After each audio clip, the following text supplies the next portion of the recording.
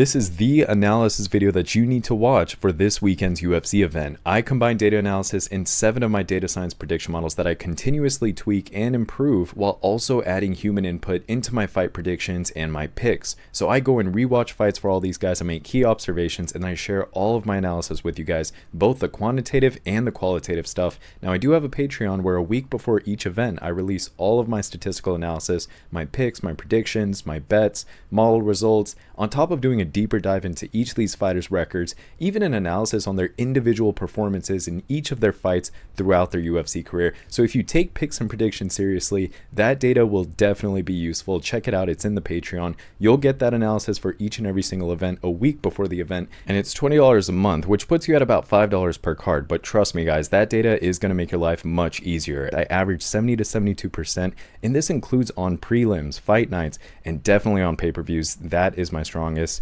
area right there. But all across the board, I average 70 to 72%, and it's only getting better. So that data is going to help you make solid, logical choices. Anyways, if you're new to the channel, please like and subscribe. And if you're a returning viewer, welcome back. Let's go ahead and get started. So it's been 6 very long years since the UFC has thrown an event in Atlanta. They are returning this weekend with Kamaru Usman versus Joaquin Buckley, and it is a very good card, guys. In this card, we have former welterweight king Kamaru Usman, who is fighting Joaquin Buckley, who's on a crazy 6-fight win streak coming into his biggest test yet. And also we have fighters like Rowe's Namajunas, Cody Garbrandt, and we have other guys. It's a pretty good card, and I'm excited to cover it for you guys. First, let's start out with Jamey-Lyn Horth versus Vanessa Demopoulos. For this fight, I am picking Jamey-Lyn Horth. I ended up giving her a 67.6% final probability victory. Now, the prediction models, they gave her a 62% probability victory, but I bumped that up based on what I saw. And we're going to cover all of that, but first, let's talk about the statistical reasons why I like Jamey-Lyn Horth. She has a height advantage of 5 inches in this matchup. She's also a year younger. She has a reach advantage of 7 inches. She has a 10% higher striking accuracy. She absorbs 2.65 less strikes per minute, has a 19% higher striking defense, lands 0.64 more takedowns on average, has a 25% higher takedown accuracy, and has a 47% higher takedown defense. If you take a look at your screen, a lot of green on the left side. So statistically, on paper, Jamey-Lyn Horth looks really good. Let's talk about her record. Her total record is 7 wins and only 2 losses. Let's break that down really quickly. Out of those 7 wins, 3 of those were KO/TKOs, 2 of those were submissions, and 2 were decision victories, which all in all gives her a 72% finish rate.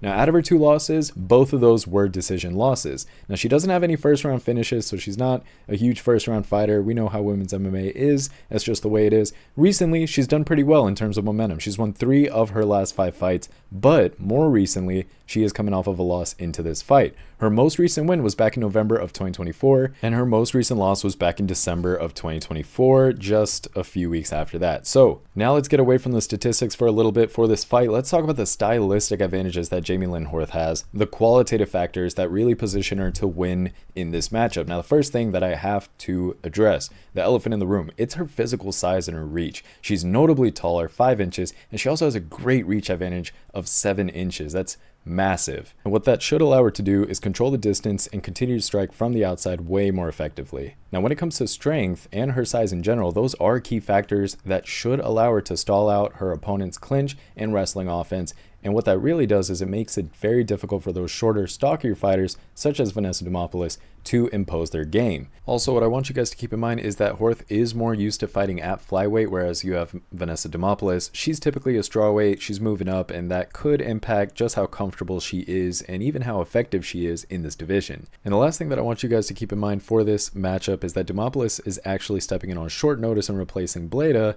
Horth was already scheduled to fight, so she might be a bit more prepared, at least mentally, coming into this fight. Final verdict for this fight, it's going to be Jamey-Lyn Horth, victory via decision. I don't expect her to get the finish against Vanessa, but I do see her taking it to the distance, to the judges, and getting the decision victory. For the next fight, we have Phil Rowe versus Ange Loosa. Now, for this fight, I am picking Loosa. I ended up giving him a 60.3% probability of victory. Now, the prediction models, they ended up giving him a 58.5% probability of victory. I bumped that up a little bit because I really like what I see out of him. Let's talk about it. So in terms of statistics, Loosa is 2 years younger than his opponent here. He lands 1.95 more strikes per minute. He lands 1.71 more takedowns on average. He has a 2% better takedown accuracy and a 27% higher takedown defense. Now, Loosa's total record is 10 wins and 4 losses. Let's break that down real quick.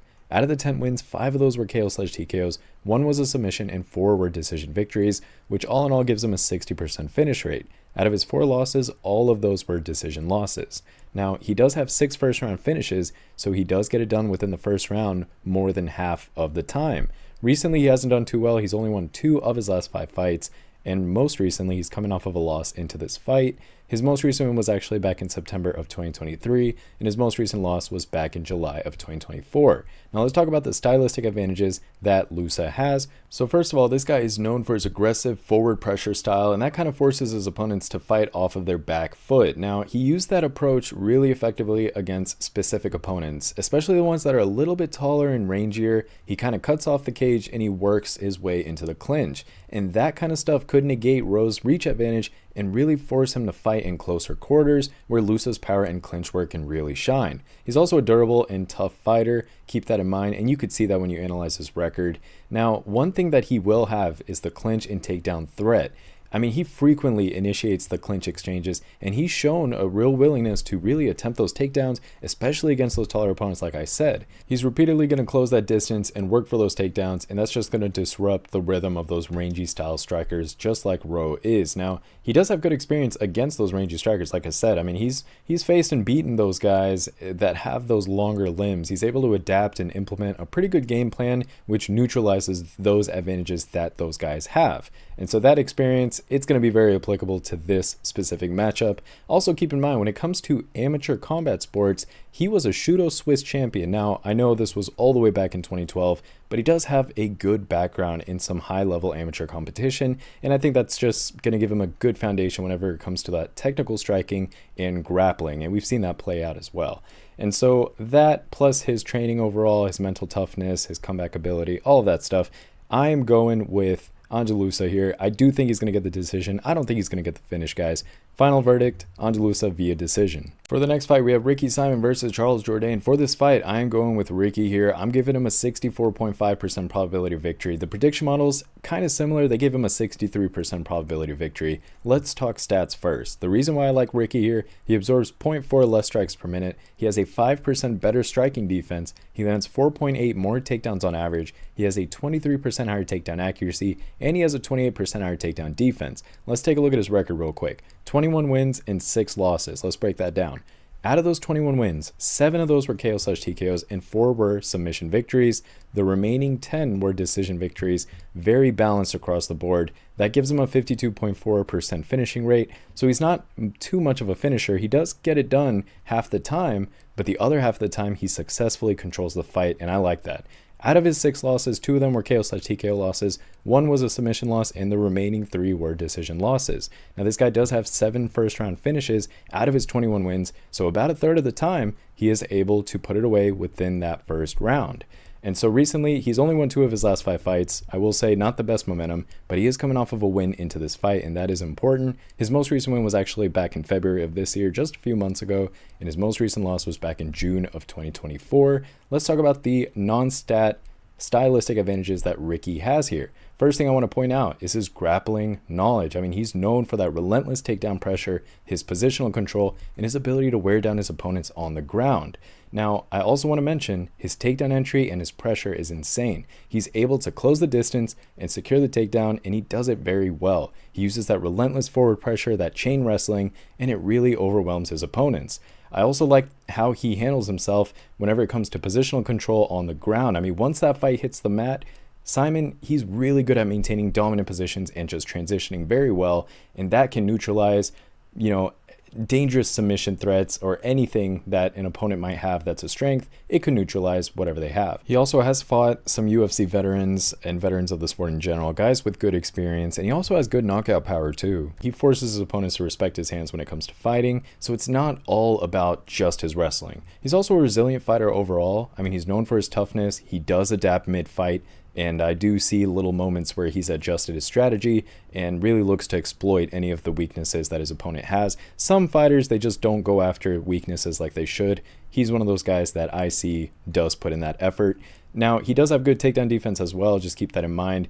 I don't think he's really going to get out-grappled here or anything like that, so I do like what I see out of Ricky Simon. Last thing I would say, I mean, he's known for his finishing ability, guys. He's been featured in some pretty good fights, including some main card stuff, and he's even gotten performance bonuses. All in all, I like Ricky Simon here.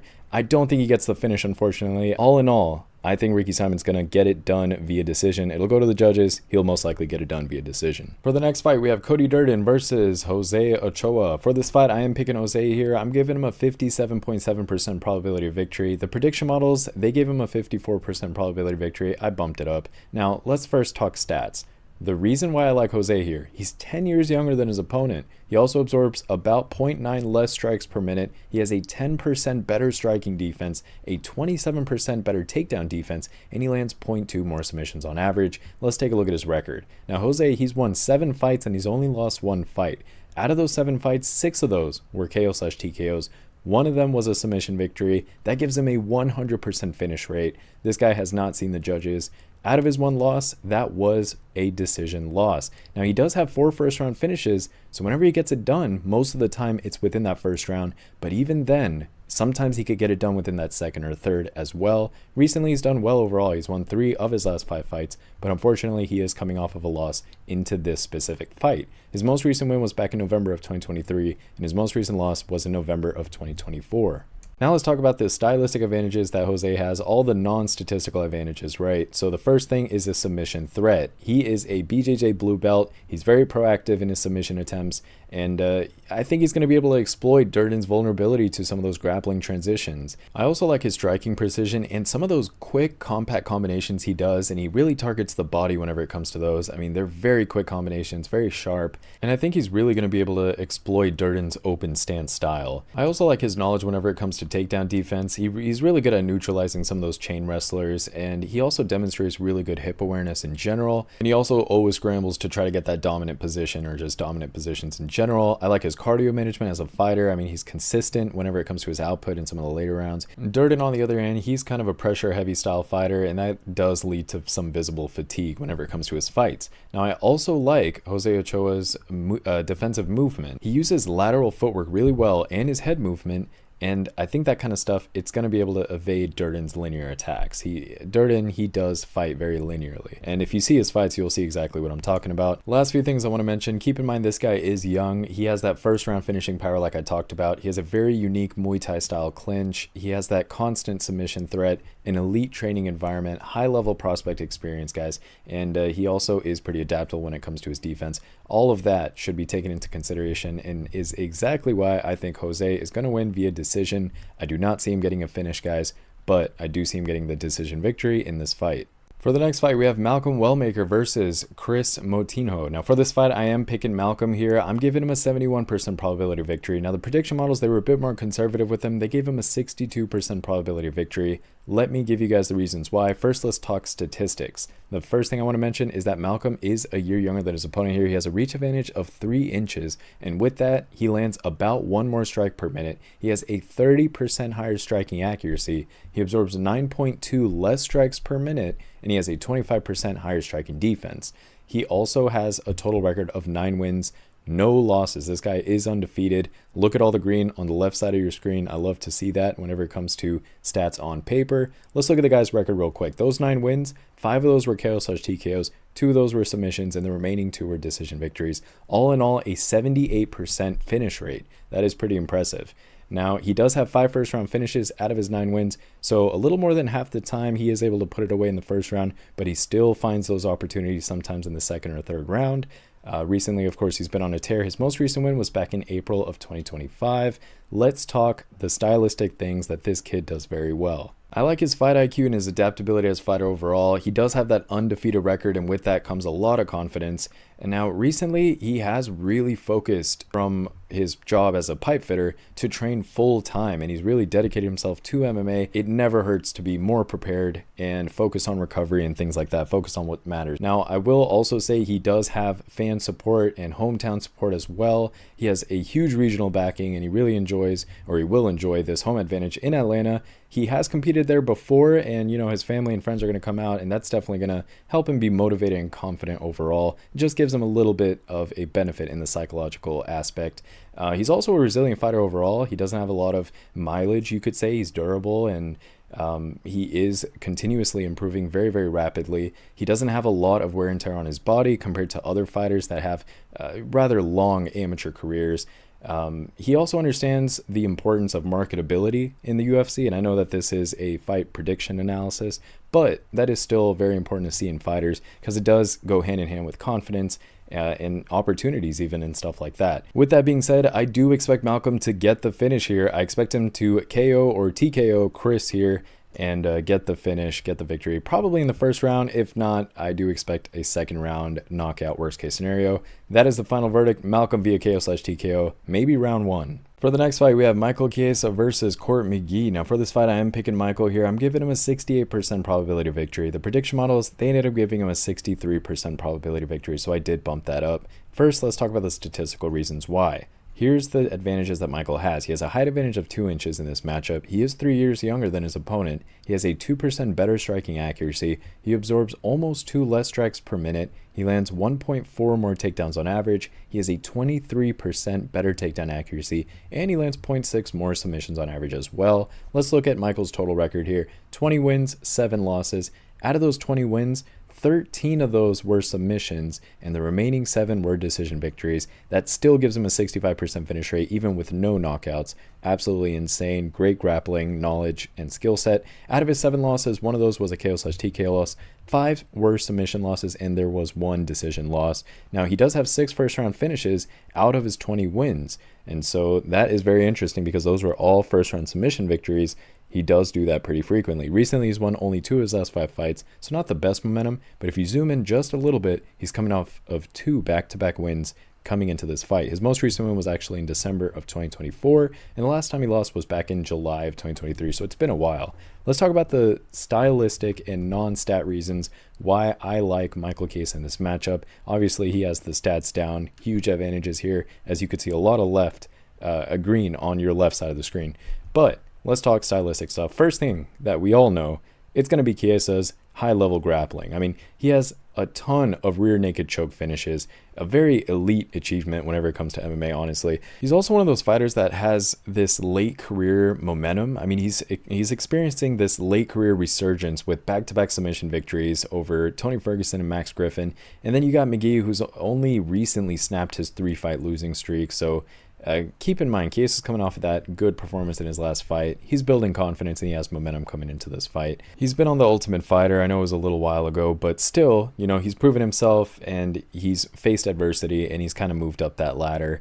And so one thing that I will say about Chiesa is that he's really known to stick to his strength. And you could see that not only on his record, but if you see him fight, you'll see exactly what I'm talking about. It's that grappling and wrestling. It's no secret that he's going to come into this fight. He's going to look to take McGee down and just dominate him on the mat. I mean, he really is confident about his approach, and that sometimes can unsettle opponents because they know exactly what you're going to do and they know you're very good at doing that. So with Michael Chiesa's proven grappling skill set, his late career momentum, his very clear game plan that he executes very, very well time and time again, and his analytical insight from being that analyst at UFC and just doing that broadcasting work, that also gives him a pretty good perspective into fights and learning and kind of perfecting the fight IQ game. All in all, I do expect Chiesa to win here.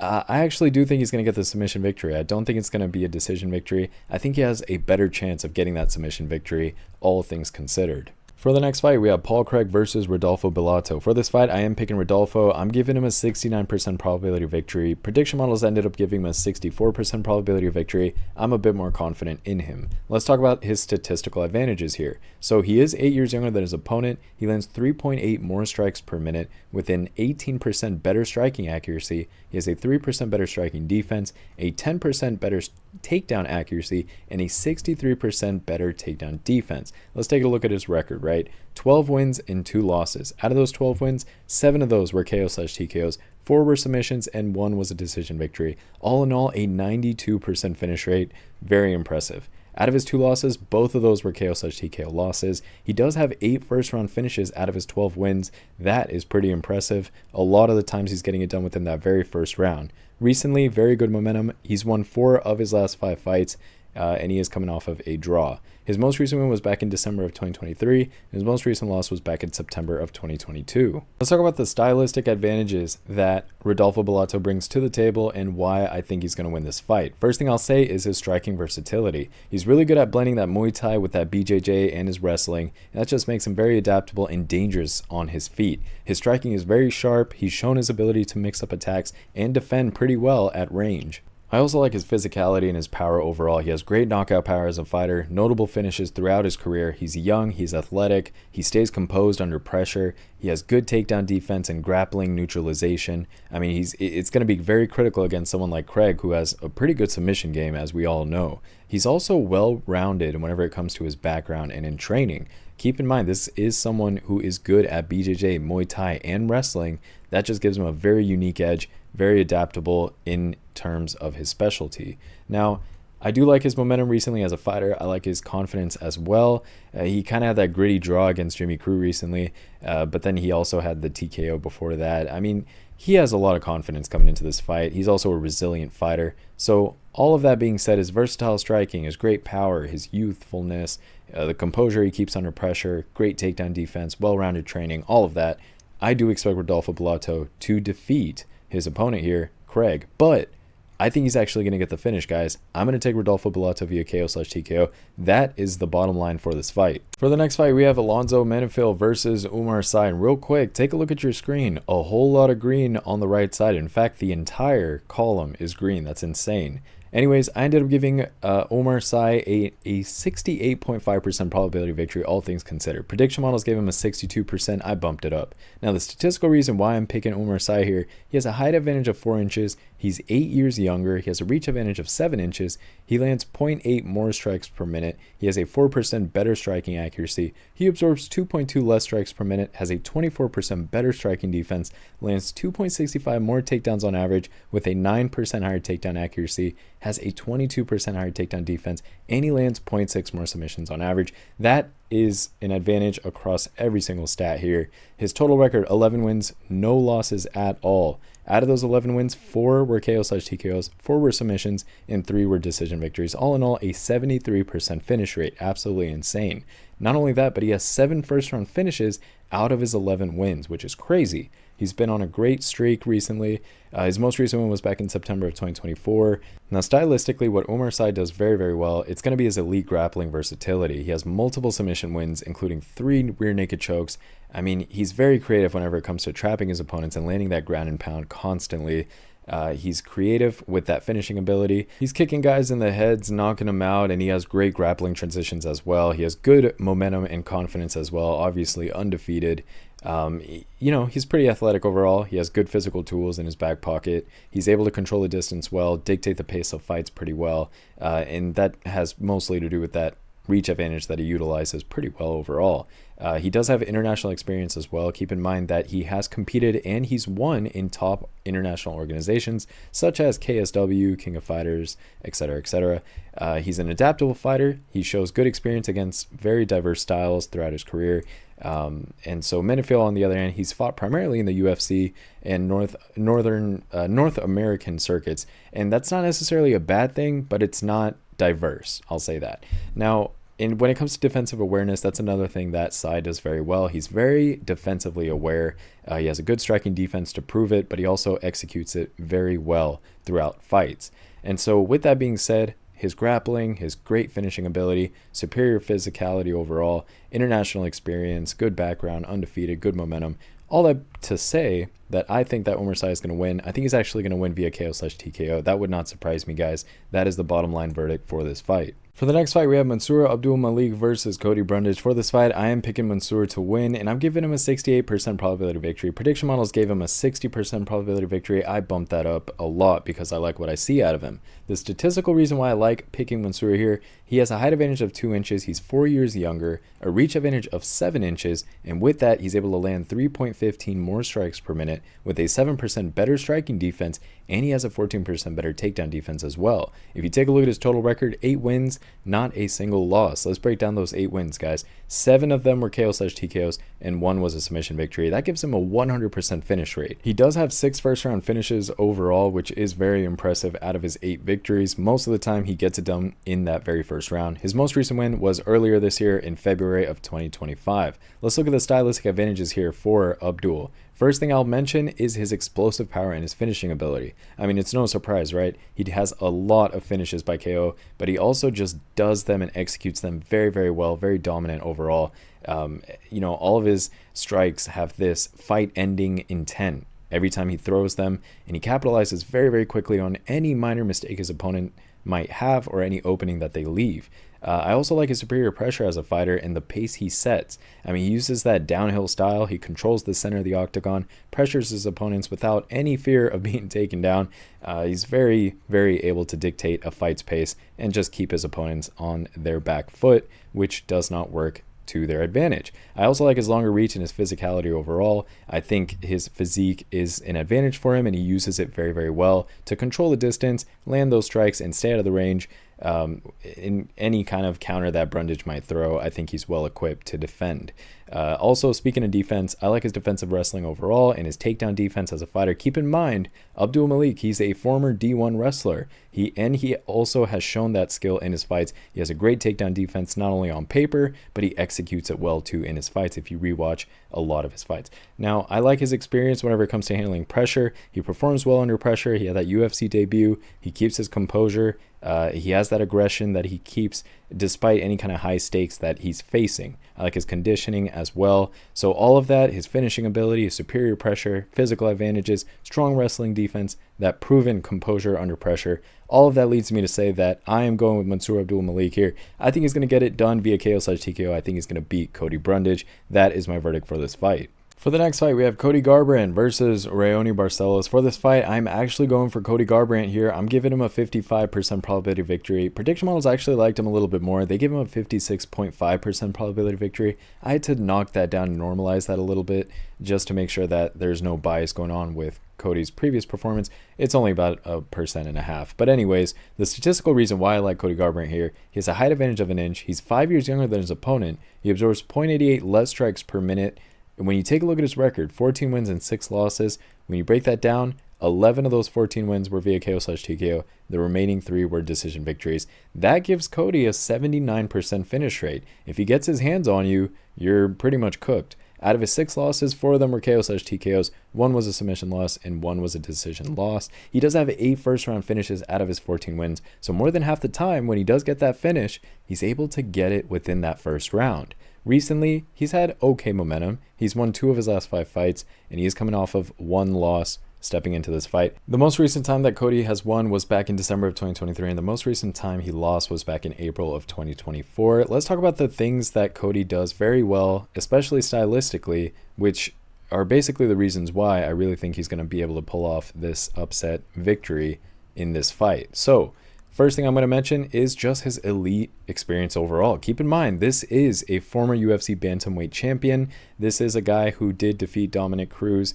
very convincingly in a masterful performance, one for the history books and one that I highly recommend you watch because you're going to enjoy that fight when you watch it. But let me reel it back in. I'll give you a dose of reality. He's not that same exact fighter anymore, but he's still a fighter that, at that time did that. And so he has good experience in his past. I will give him at least that much credit, and I think you guys should too. He also has really good counter-striking and boxing skills. That's really where Cody Garbrandt shines. He's known for his very fast hands, that great boxing style combinations, that 1-2-3, that jab, cross, lead hook, stuff like that. He's able to land those devastating counter shots. His counter-striking, it's been a huge key factor in his rise and his title win and any of his victories. Even recently, his victories, counter shots are his bread and butter. He also has a big fight mentality. He has star power as well. He's a fan favorite. People like Cody, they want to see him win. They're cheering him on. He also has earned multiple UFC performance bonuses, performance of the night, fight of the night. You know, he's had really good knockouts.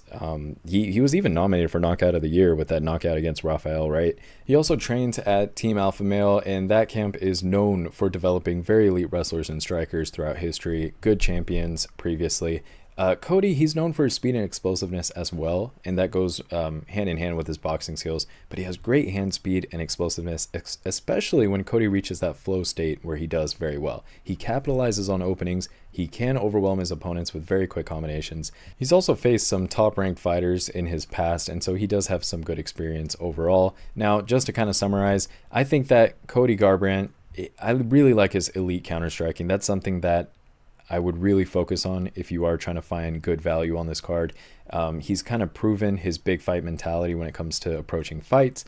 He has great speed and explosiveness, especially when he utilizes them very well. He has a great background when it comes to training. He's used to competing at pretty high levels, pressure fights, fights that it might seem like if he doesn't win this, his career's over. He goes in and he wins, and he does pretty well, right?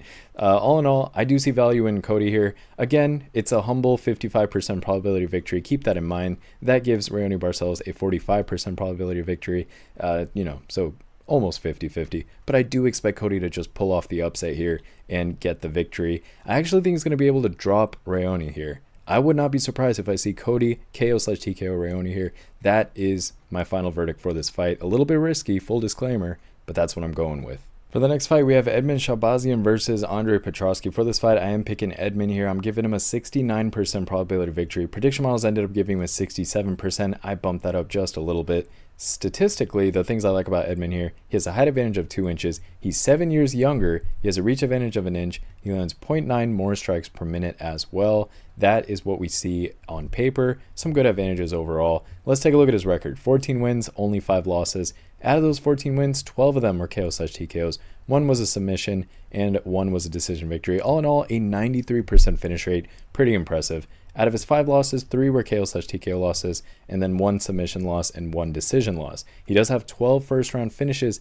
out of his 14 wins. That is absolutely key. I want you guys to really understand that stat. 12 first-round finishes out of his 14 wins. Keep that in mind. Recently, he's done well. He's won 3 of his last 5 fights, and he is coming off of a win into this fight. Most recent win back in February of this year. Most recent loss back in August of last year. Let's take a look at his stylistic advantages here. First thing I'll say is his power and finishing ability. We saw that very early on in his career. I mean, he really started his career off with a bang, and we saw that continuously go on. He's also very versatile when it comes to his finishing ability. I mean, he's won fights with knockouts, submissions, kickboxing techniques. He really keeps his opponents guessing, and he just makes him a very unpredictable fighter, is what I'll say, and that keeps his opponents on edge. He has good experience against ranked opponents. He's very youthful. He has great physical advantages in terms of this matchup. He has good striking versatility as a fighter, good technical stand-up overall. I like his kickboxing. I like his boxing. He's able to end fights with head kicks, elbows, punches. He even switches between striking disciplines. You can see that throughout his fights, and that really just makes him a very dangerous fighter on the feet. I like his support and his coaching environment overall as well. Good training. He is able to adapt whenever it comes to fights. He evolves his fight game, and I like that. He learns to win by any means, really. I mean, he's a well-rounded fighter, and I really like that. So, all in all, with his knockout power, his versatile finishing skills, his experience against some good ranked opponents, he's young, good technical striking, good coaching, and his demonstrated ability to adapt and evolve his fight game throughout his professional fighting career, that leads me to pick Edmen Shahbazyan. That paired with the statistical advantages and the prediction models. All in all, I do expect Edmen Shahbazyan to win. I think he's going to get it done via KO/TKO. That would not surprise me at all. Final verdict, Edmen Shahbazyan via KO/TKO.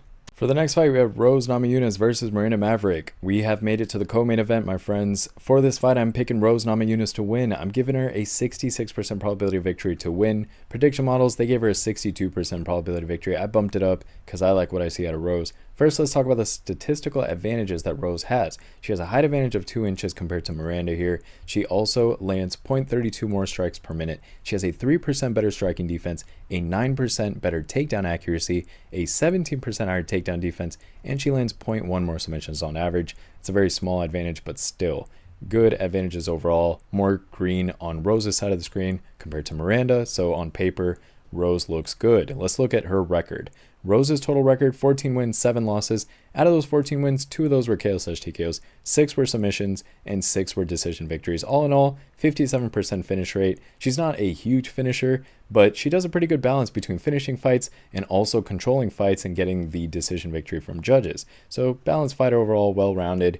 Let's take a look at her losses real quick. Out of her 7 losses, 1 was a KO/TKO loss, 1 was a submission loss, and 5 were decision losses. She does have 5 first-round finishes out of her 14 wins, so about a third of the time, when she does get a victory, she's able to get it within the very first round. That is an interesting stat to keep in mind. Recently, she hasn't done the best. She's only won 2 of her last 5 fights, and she's coming off of a loss stepping into this fight. Her most recent win actually was July of last year, and her most recent loss was back in November of last year, a few months after that.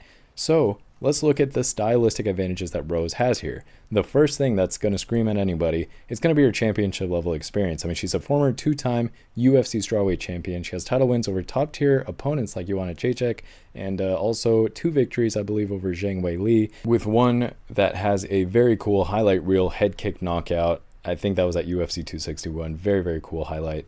She also has elite striking techniques overall. I mean, she's known for her polished technical striking. She has great precise footwork, teeps, roundhouse kicks. She's really good at distance management. I think that's where she shines a lot, especially if you look at her previous fights. Her striking, it's considered more advanced in general than Miranda Maverick's, at least in my humble opinion. And she's used her striking to really outclass elite strikers or other elite strikers in her division. I like her mental fortitude. She has a big fight performance mentality. She's shown resilience and mental toughness. She bounced back from setbacks throughout her professional fighting career. She has delivered in high stakes fights, so I really like that. And she does perform well whenever it comes to those under pressure moments, like title fights and stuff like that.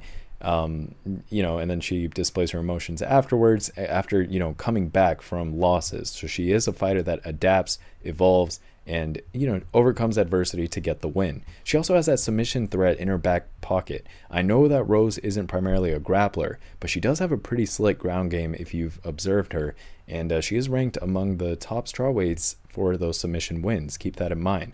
She has forced some of those elite opponents from her past to really respect her submissions, and I think that gives her an edge whenever it comes to those scrambles and transitions. I like the level of depth of competition she's faced. She's faced opponents of a much higher caliber than the opponents that Maverick has faced. Former champions included, top contenders at strawweight. Maverick, she's improving. She's a good fighter. She's growing, but she hasn't really fought at Namajunas' historical caliber.